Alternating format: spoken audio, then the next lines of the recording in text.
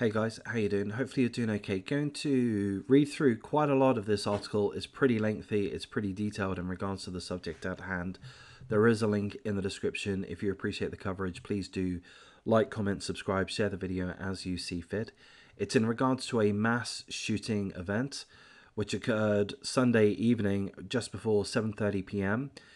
in Ontario, which I believe is in Toronto. Apologies if I have that incorrect, but Ontario, Toronto. The specific area is called Vaughan, if I have those details correct. A 73-year-old man, here he is, his name Francesco Villi, shot and killed 5 people, 3 men, 2 women, and then he was shot by police. So 6 people dead in total. He shot and killed 5, and then he was shot and killed by police. Again, this happened Sunday evening just before 7:30 p.m.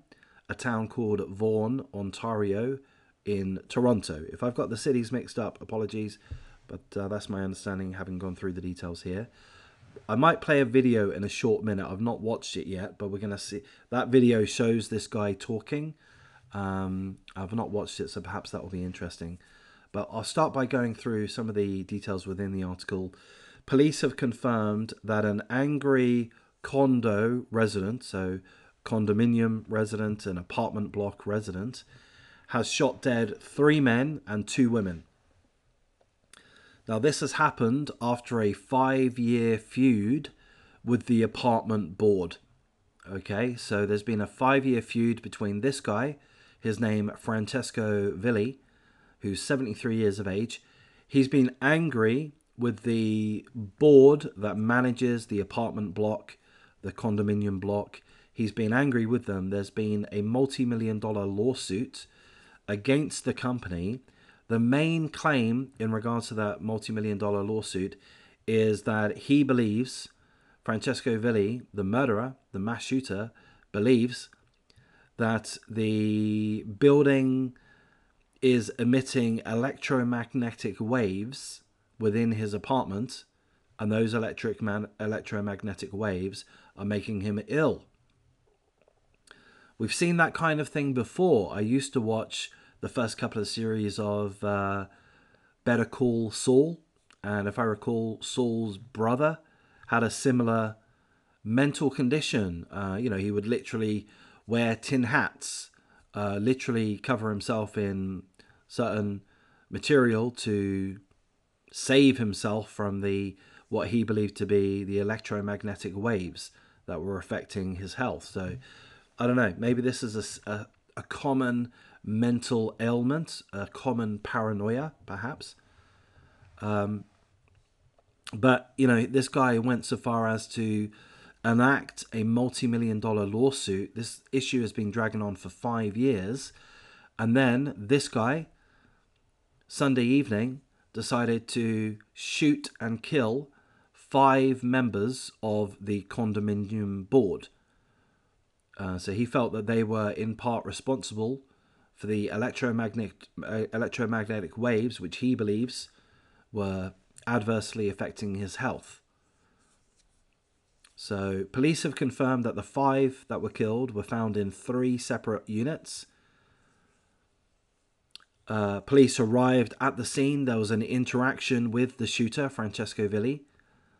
Ultimately, the shooter was shot and killed by the police on the 3rd floor. Authorities have said that he used an illegal semi-automatic handgun. Okay, so as far as we understand, in Canada, there are very strict laws in regards to gun ownership. Very strict laws. It's hard to get a gun legally.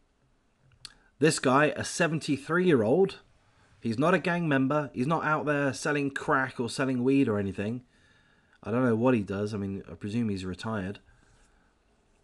But he was able to source an illegal semi-automatic handgun. So I guess perhaps where there's a will, there's a way. If someone's got a little bit of money and is happy to go out looking for an illegal gun in Canada, seemingly they can get one. So in addition to the 5 that have been killed, as well as the shooter making the 6th fatality, a 66-year-old woman was also seriously injured. We're told that she's currently in hospital. She's in critical condition. So our thoughts and our prayers go out, perhaps particularly to the 66-year-old woman, who, by the look of it, the article hasn't clarified 100%, but by the look of it, she too was shot. And she's currently in critical condition. So we hope, we pray she pulls through. We hope that we pray that she makes a full recovery. And we send our love to the family, which are going to be extremely concerned. Of course, full condolences to the families of all of the victims. So the shooting happened in Vaughan, Ontario, shortly before 7:30 p.m. on Sunday night. The residence is called the Bellaria Residences Complex. At this point in time, the police have chosen not to release the victims' identities. But here it says the police have acknowledged that 3 of the victims were on the condominium board. I'm quite sure that I read, perhaps in another article, I've skimmed a couple of articles in regards to this, I'm quite sure it said all of the victims were members of the condominium board. Perhaps I've got that final part wrong, but certainly at least 3 of the victims were members of the condominium board. Obviously, an investigation is still very much underway. There's a picture of the guy, again, 73-year-old Francesco Villi. He lived in a 1-bedroomed apartment with a value approximately of $500,000, a little under, on the ground floor. But he was not happy. He felt that there was electromagnetic waves within the apartment that were harming his health. He enacted a multi-million-dollar lawsuit to combat that issue, or that supposed issue. Further to that, he argues, I believe, in the multi-million-dollar lawsuit, that the builders purposefully, knowingly, purposefully built the complex or such that electromagnetic waves would affect his health. So he's claiming that it's a purposeful harm against him. Not that the electromagnetic waves are just an unfortunate event, but that it's done so purposefully in order to torment and torture him. So seemingly from what he said and the lawsuit that he's filed, which has a value of $6 million American dollars, he's claiming that the builders and the current condominium board were effectively torturing him purposefully by allowing the emittance of electromagnetic waves within his apartment. So legal action had been taken out. He was told that he's not allowed to liaise with the condominium board. He was banned from making social media posts in regards to his accusations of the condominium board, and seemingly this angered him. There is a video here. I'm going to press play. I've not played it yet, so we'll just see how this goes. Does the truth bother you so much? You and Benny Marotta and Giuseppe Paolicelli. Does the truth bother you so much? Why don't you tell that monkey of Benny Marotta and Giuseppe Paolicelli to build the condominium buildings according to the Ontario Building Code? So I did not have to do this. If you would have given me some comfort in my home, that's all I want. Comfort in my home. Why it's been denied? For 7 years, why? You bastards, all of you. You indecent bastards and criminals. That's what you are. You take me to court before a judge, and my one page of 300-400 pages of evidence and truth, it's been thrown in the garbage. So this is the law and justice that we live in? It is your justice, your fraud, not the justice that I grew up from. I've been taught to be loving and respectable to humanity, and I dedicate my life to love and respect. And I fought criminals from young, and I will fight criminals as you are for as long as I'm alive. There is so much evidence out there, so much. I'm just going to pause it at that point. So there is a link in the description if you want to watch the full thing. I'm going to make a couple of comments. I mean, look, I'm just going to say, look, from my personal point of view, I got to question myself to an extent. I got to question my naivety. I've held the view that elder people in general are nice. I had some next door neighbors that were elderly. I just have an assumption that they're nice, you know. Oh, these are nice old elderly people. I mean, and I would likely think the same about this guy. 73 years of age, Italian accent, you know, he's lived his life. He's probably a nice guy. All right, even if he is a little feisty and, you know, is prone to lawsuits, even with that, he'd probably strike me as being a nice guy. And how wrong would I be? The guy's a psychopath. The guy shot and killed 5 people, residents of his apartment block. I believe at least 3 of them parts of the condominium board that he was having this long-term disagreement with.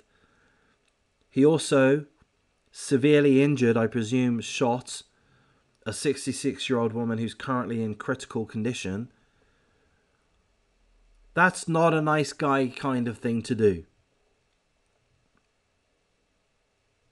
He's aggrieved about something. Whether or not he's got merit to his aggrievements, I mean, presumably not. I can imagine that there might well be electromagnetic waves. I'm no building expert. I'm no expert on such things. But I can imagine that builders do cut corners and they do the wrong thing in this way or that way. And I can imagine that that can be pretty frustrating if you've spent a large amount of money on a property, $500,000 or such, and it's not in tip-top condition. Yeah, I can see room for a grievance. But regardless as to whether or not there's merit in the grievance, there's no justification on going on a mass shooting spree, quite obviously. So I don't know. I've just got to readjust my thinking in regards to trusting other human beings. I shouldn't trust them. So many of them are... I mean, I'll be honest. In my opinion, so many humans are incompetent. That's the one that I would go to. This guy is worse than incompetent. Obviously, he's a psychopath. There's not too much more information. Obviously, it's very much at the beginning of the investigation. The police have their man. He was shot. So there was a significant police response, as well as an emergency medical services paramedic response to reports of the shooting. And as we know, the officers, after an interaction with the shooter, Francesco Villi, 73 years of age, from Ontario, after an interaction with the police, they shot him. They killed him. So I'm going to say well done for that. I don't even care. I'll say this, yeah, and you may thoroughly disagree with this. Some of you might, probably few of you. Even if the guy happened to be unarmed at that point in time, I would still condone the shooting of him. I'd put him down like a dog if it were up to me. I'm glad that that's what the police did. We don't know the full details. Perhaps the shooter was still armed. I would think that's a likelihood. Perhaps the shooter shot at the police. That's just a suggestion from my point. I don't know that to be the case. There's no such comments within the article. I'm just really showing you the pictures at this point in time of the facility, of the apartment block. It looks like a very nice apartment block to me. It says Toronto here. Other areas say Ontario. My apologies, I'm not overly knowledgeable about Canada. And I've not taken the time to look into that. But it is an absolute tragedy. The rest of the article tells us about other mass shooting events that have occurred in Canada over the years. I'm not going to go over those details. I'm going to wrap things up by passing on full condolences to all of the victims. I'm going to praise the police officers. It seemed like the police response was very rapid, which is exactly what's required. And they did what was necessary. They took the guy out. They killed him. Good for you, boys and girls. Good for you. So there are question marks as to the gun laws, you know. It's a subject which comes up a lot. I'm no expert on the subject of gun laws. This is an incident which has happened in Canada. I normally refer to the Second Amendment, which isn't relevant to Canada. But seemingly Canada, under Trudeau specifically, have had very strict gun laws. And we see here that the very strict gun laws do not stop those with criminal intent, with murderous intent, from gaining guns. And in this case, he had an illegal semi-automatic weapon. We don't know the full details of that gun. We don't know where he sourced that from, but we know that it's illegal. So I don't know what the answer is.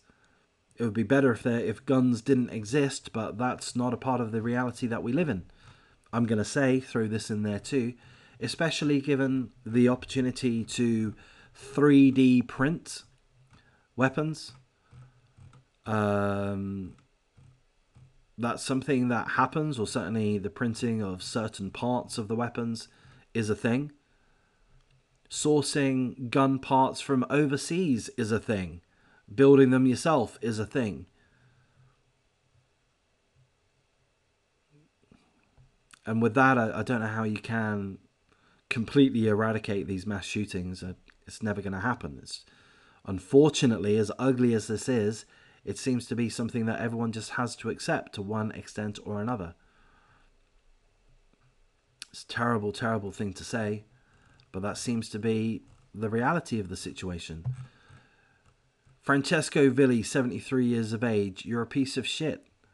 I'm glad your life has been taken. You've got a picture of Jesus Christ behind you. You're not a Christian. You're not a Christian. You had some grievances. You were hard done by. You were very angered by them. You needed to have gone to a therapist. You needed to have gone to a priest and to confess your thoughts. You needed to correct yourself. You were on a path to commit mass murder. And you needed to have strayed from that path. You didn't. If you were a real Christian, you wouldn't have allowed yourself to continue on that path. You would have sought help. And if you found it too difficult to resist murderous feelings, you should have, I don't know what, handed yourself in. Is that a thing? Are we allowed to do that? If we really feel hell-bent on killing somebody, are we allowed to go to the police and say, look, you know what? I just cannot get this off my mind. I'm going to do this. So I'd rather not do it because, you know, I kind of understand it's not a good thing. But can we do that? Are we allowed to hand ourselves in? Maybe. But either way, the guy is a sick scumbag. He's taken the lives of at least 5 people. Again, there's a 66-year-old woman who was also seriously injured. We don't know that she was shot, but it would make sense that she was. And she's currently in critical condition. So thoughts and prayers to her and her family. And of course, thoughts and prayers to all of the victims' families. I'm going to wrap things up. Take care.